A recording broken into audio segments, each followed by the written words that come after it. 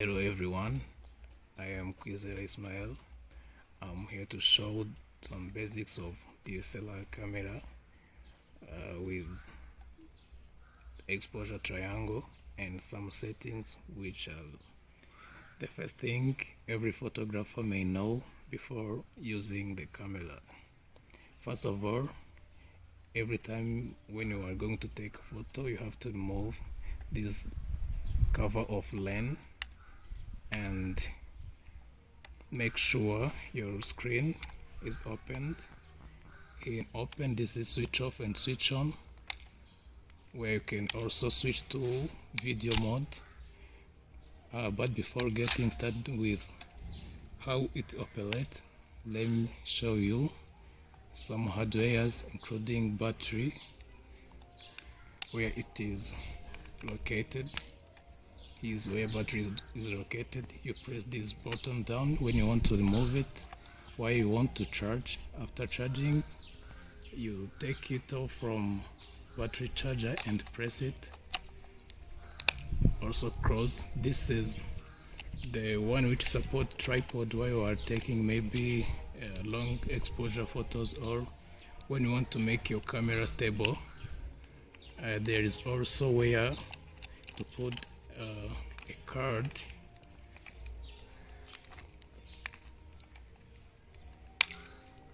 You press back the button, and as you can see, here is where the card is inserted. You press the card and you remove it if you want to, and you can also press it back and cross. I want you to see in the screen, as you can see, there is whitish image. You can't find anything. That is where I want to start by talking about ISO. ISO works as camera sensor. ISO is the one which studied the scene. Here is the icon bar where you can adjust the ISO. Here we have ISO of 200. It is too big, that is why our image is looking whitish. I start by adjusting ISO and move to shutter speed. Shutter speed is the one which also help us to adjust the light, especially white, especially bright and contrast.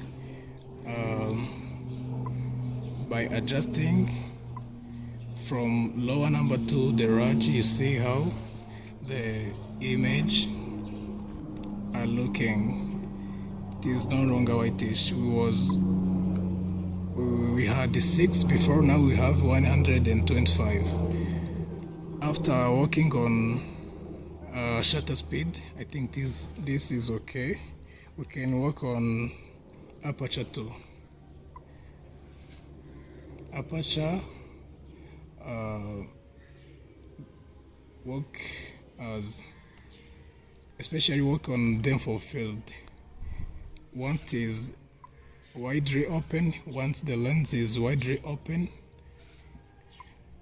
the light may come in,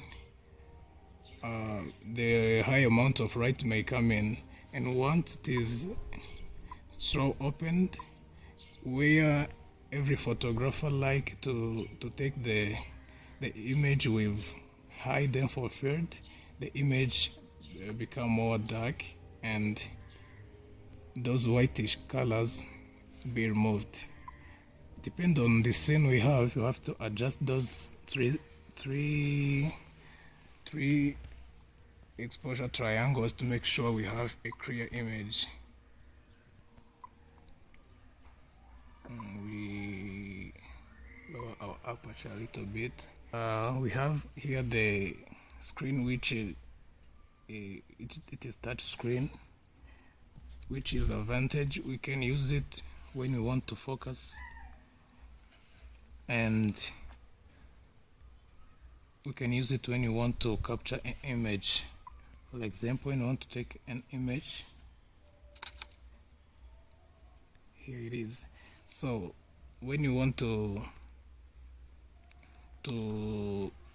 use a focal when you want to take imagery of focal point, you may press a half on a shot button. Some different ways of making a focal point. First, you have to press the shutting button in half. You see the shut button, here it is, and you press half. You don't press the whole button, you press half. That is the first way. The second way, you should use the screen by touching. Where the square is where the focal point is. Also, without right, you can't determine where the center of interest of the image is. That's why I want to go back on shutter speed by demonstrating the motion and blur. Shutter speed determine the level of brightness of the image. Maybe if you are, for example, if you are taking the picture of learning thing, you have to make sure your shutter speed is on high number.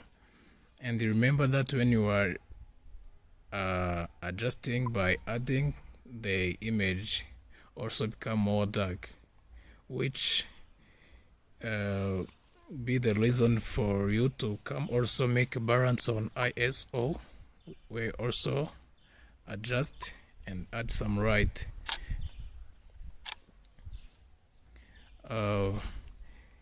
When the number of shutter speed is high, you can freeze the moving object, especially when, for example, in sport, maybe racing, football, basketball.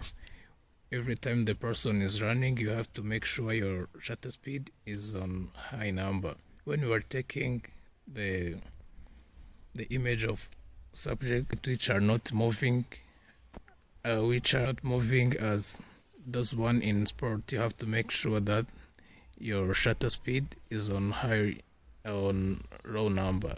For example, when you are taking the picture of waterfall or the learning person, when you want to show the blur, you have to reduce your number of shutter speed. Also adjust aperture and ISO.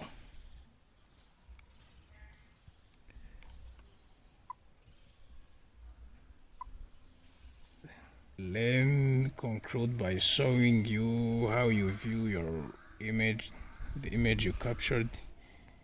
Here is the button with rectangle and play symbol inside. You press and the image show up. Also, when you want to change from viewing your image to taking pictures again, here is the button.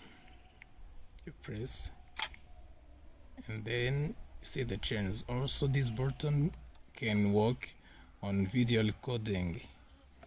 You remember how you switch from photo to video recording. See, when I press this, the camera starts recording. Also, we have the flashlight. Here's the button that turn on the flashlight in case you want to take picture maybe in the night or using the extra light.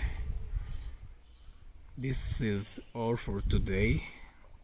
Thank you for watching. Have a good day.